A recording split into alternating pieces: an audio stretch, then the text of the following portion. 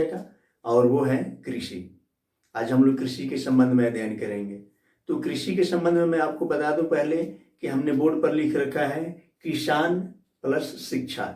इसका क्या तात्पर्य है, इसी चीज को मैं आप सबके लिए बताने जा रहा हूं।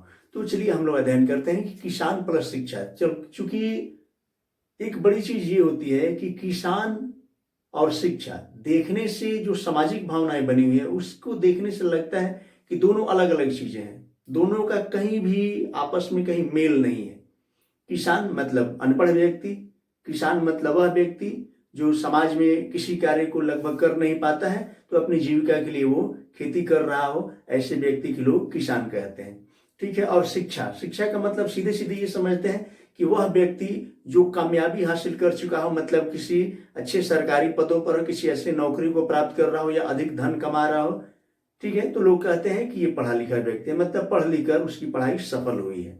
जबकि ऐसा कुछ बात नहीं है। पढ़ाई लिखाई का मतलब ये नहीं कि सिर्फ हम नौकरी करें। पढ़ाई लिखाई का मतलब होता है कि हम अपने जो भी कार्य, हमारे जीवन में जो भी कार्य मिल रहे हैं उसको बखूबी हम ढंग से करें, उसको कहते हैं हम शिक्षा। तो किसान और शिक्षा दोनों एक दूसरे से जुड़े हुए हैं। ठीक है। मतलब कृषि कार्य अगर हमें करना है तो इसके लिए हमें पढ़ा लिखा होना बहुत जरूरी है। पढ़ा लिखा होना शब्द को मैं स्पष्ट कर दूं कि पढ़ाई लिखाई का मतलब सिर्फ ये नहीं कि हमने बड़ी बड़ी डिग्रियां ले रखी हो, नहीं। पढ़ाई का मतलब ये है कि हम अपने जीवन में किताबों के माध्यम से वो हर चीज सीखे हैं जो वक्त पड़ने पर हम प्रयोग में ला सकें और उसको ढंग से करके दिखा सकें, अपने कार्यों को आसान कर सकें। तो चलिए अब इसके साथ मैं आगे बढ़ता हूं और बता रहा हूं कि कृषि में किसान और शिक्षा, मतलब कृषि कार्य में किसानों को पढ़ा लिखा होना क्यों जरूरी है। ये बहुत ही जरूरी बात है। कृषि कार्य में किसानों को पढ़ा लिखा होना बहुत जरूरी है। कैसे? क्योंकि आप जानते हैं एक अनपढ़ व्यक्ति होता है जो खेती कर रहा होता है, तो उसको खेती के सारे तरीके नहीं मालूम रहते हैं। ठीक है। और नहीं मालूम होने की वजह से वो क्या होता है, उसकी खेती पिछड़ जाती है, अक्सर उसकी हालत दयनीय रहती है। वो कितना पूंजी, कितना धन खर्च करके खेती कर रहा है और बदले में उसकी खेती होने के बाद, फसल तैयार होने के बाद उसको अधिक लाभ नहीं मिल पा रहा है। इसका बड़ा कारण है कि वो अनपढ़ व्यक्ति है, अभिज्ञ व्यक्ति है। वो जानता नहीं है कि हमें खेती कैसे करना है। तो खेती करना वही जानेगा जिसके पास बहुत बड़ा अनुभव हो या फिर जो पढ़ा लिखा हो। तो चलिए हम लोग अध्ययन करते हैं कि पढ़ा लिखा होना क्यों जरूरी है कृषि कार्य में। सबसे पहले कृषि कार्य में पढ़ा लिखा होने वाला व्यक्ति के पास इतना दिमाग रहता है कि वो सोच सकता है, समझ सकता है कि कृषि कार्य के लिए पहले भूमि की आवश्यकता है और जिस तरह की वो खेती करने जा रहा है, जिन फसलों को उपजाने जा रहा है, उस फसल के लिए उसको किस तरह की भूमि चाहिए। ठीक है। और भूमि अगर चाहिए तो भूमि को हम उपयोगी कैसे बना सकते हैं, उसको उपजाऊ कैसे बना सकते हैं। तो ये सारी बातें एक समझदार व्यक्ति अर्थात पढ़ा लिखा व्यक्ति ही जान सकता है। तो इसलिए कृषि कार्य में सबसे पहले जरूरी है भूमि। ठीक है। उसके बाद है खाद। कृषि कार्य में लोग खाद का प्रयोग तो करते हैं, एक अनपढ़ व्यक्ति भी खाद का प्रयोग करता है, पढ़ा लिखा भी व्यक्ति खाद का प्रयोग कर सकता है। लेकिन दोनों में अंतर क्या हो जाएगा कि अनपढ़ व्यक्ति है तो जिस फसल को वो लगाया है उस फसल के हिसाब से कौन से खाद उसको चाहिए ये वो जानता है। साथ ही साथ वो कितनी मात्रा में चाहिए ये भी जानता है, कब चाहिए खाद, कब चाहिए फसल के लिए ये भी जानता है।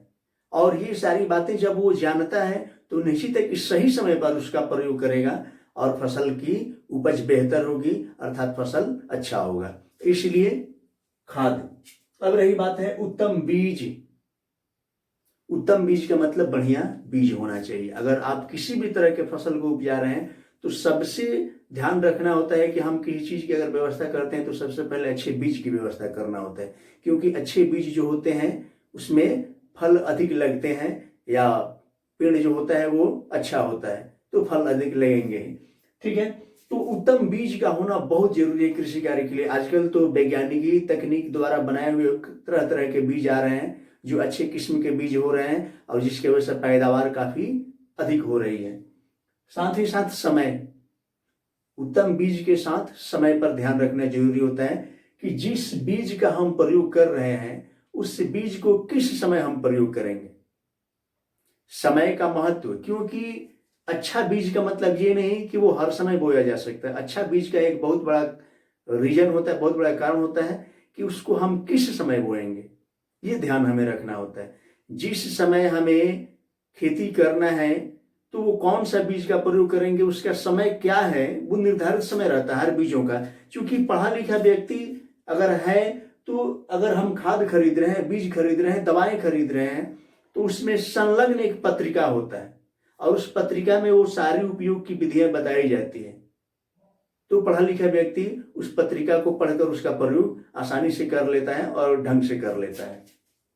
ठीक है, तो समय के साथ हम ध्यान रखेंगे कि मतलब अगर हम बीज का प्रयोग कर रहे हैं तो हमारे लिए समय का ध्यान रखना बहुत जरूरी है कि कौन से बीज को किस समय हम बोएंगे। ठीक है, आगे चलते हैं। सिंचाई। सिंचाई भी एक बहुत महत्वपूर्ण चीज है। सिंचाई के लिए जानना जरूरी है। संलग्न पत्रिका में ये लिखा रहता है बीजों के साथ ही कि कितने दिनों के बाद उस फसल के लिए सिंचाई की व्यवस्था करना है। आप ये जानते हैं कि हमें फसलों के लिए सिंचाई कर देना है, लेकिन सिंचाई कब करना है ये ध्यान रखना बहुत जरूरी होता है। अगर समय पर सिंचाई नहीं करते हैं, समय से पहले सिंचाई करते हैं तो भी पौधों को नुकसान होता है, और समय के बाद सिंचाई करते हैं तो भी पौधे को नुकसान होता है। इसलिए समय का ध्यान रखना जरूरी है। और ये कौन रखेगा? जो अनुभवी अर्थात शिक्षित व्यक्ति है, मतलब पढ़ा लिखा है। आगे चलते हैं। सुरक्षा। फसलों की सुरक्षा करना जरूरी होता है। फसलों को अगर हम लगा दिए, अच्छे खाद डाल दिए, अच्छा बीज डाल दिए, समय पर सिंचाई कर दिए, उसके बाद हम फसलों पर ध्यान नहीं दिए तो फसल धीरे धीरे हो सकता है कि बड़े होने के साथ साथ उसके जीवन में कुछ ऐसे रोग भी उसको लग जाए जिससे कि फसल बर्बाद हो जाए अर्थात खराब हो जाए। तो उससे हमें ध्यान देना है कि फसल को हर समय निगरानी रखना है कि उस पर किस तरह का रोग लगा है या नहीं लगा है। अगर रोग लगा है तो उसे हमें सुरक्षित करना, उस पर दवा का छिड़काव करना है, औषधियों का प्रयोग करके उसको सही करना है। और साथ ही साथ है निराई गुड़ाई। सुरक्षा से संबंधित है निराई गुड़ाई। निराई गुड़ाई का मतलब होता है कि फसलों में जो अनावश्यक खरपतवार उपज आते हैं वो खरपतवार भी फसलों को बहुत अधिक नष्ट कर देते हैं, मतलब फसलों को तकलीफ पहुंचाते हैं, जिसकी वजह से अच्छे फसल नहीं उपज पाते हैं। तो हमें ध्यान देना होता है कि फसलों के साथ जो अन्यत्र पौधे जो घास के रूप में उगे रहते हैं, खरपतवार रहते हैं, उनको खेतों से निकाल देना है ताकि फसल सुरक्षित रहे। आगे हम बढ़ते हैं।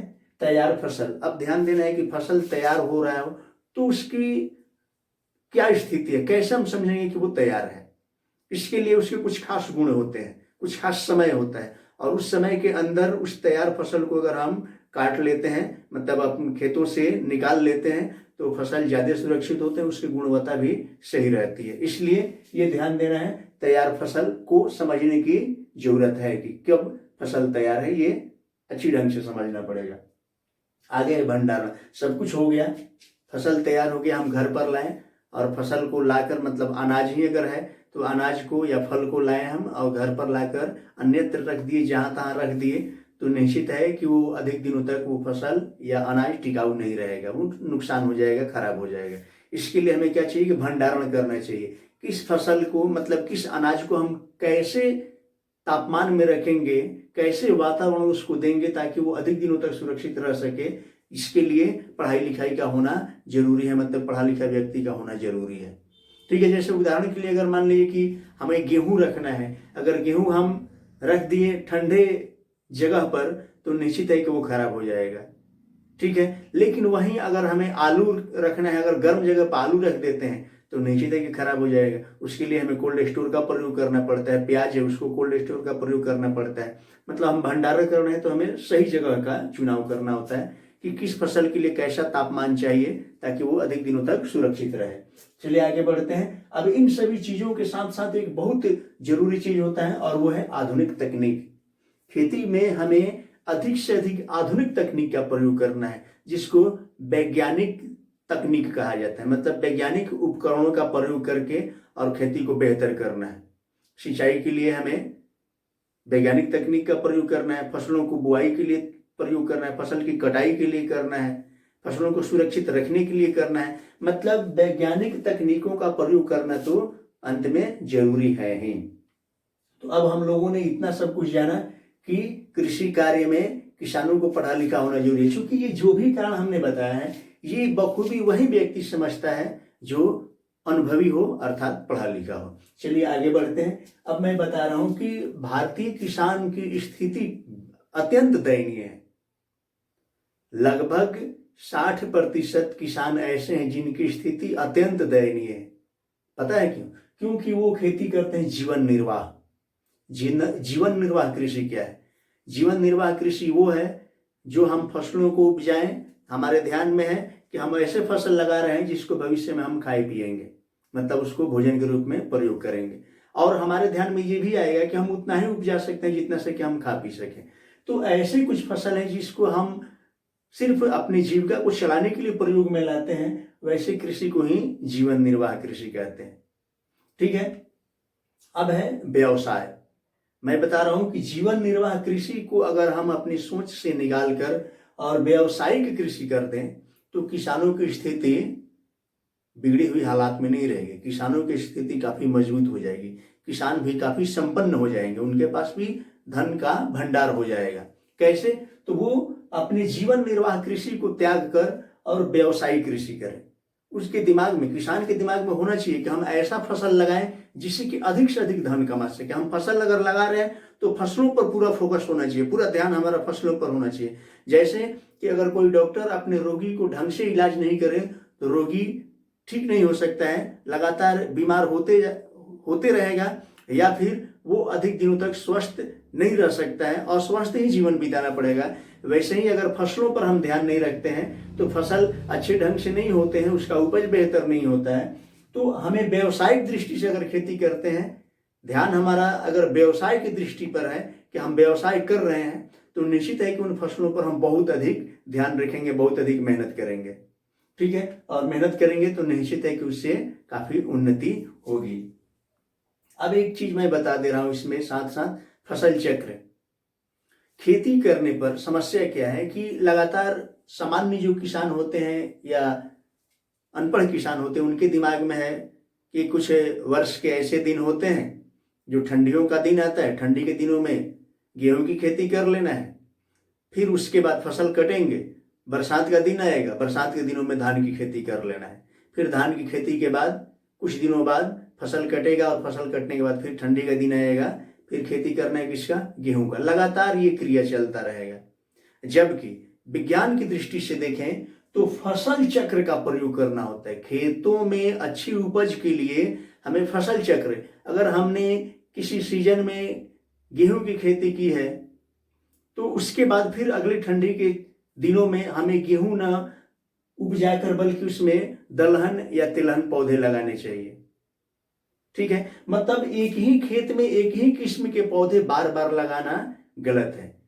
अब क्या है कि एक ही खेतों में बदल बदल कर, समय के हिसाब से उसको बदल बदल कर अगर हम खेती करते हैं तो उस प्रक्रिया को कहते हैं हम फसल चक्र। और ये सारी चीजें हमारे जीवन में तभी हमको ज्ञान दे सकता है, मतलब हमारे जीवन में तभी फायदे कर सकता है जब हम पढ़े लिखे हों। अर्थात पढ़ा लिखा होना कृषि कार्य के लिए जरूरी है, ये स्पष्ट होता है। ठीक है, तो अगले वीडियो के लिए आगे इंतजार करेंगे। फिलहाल इस वीडियो के लिए बस इतना ही। नमस्कार।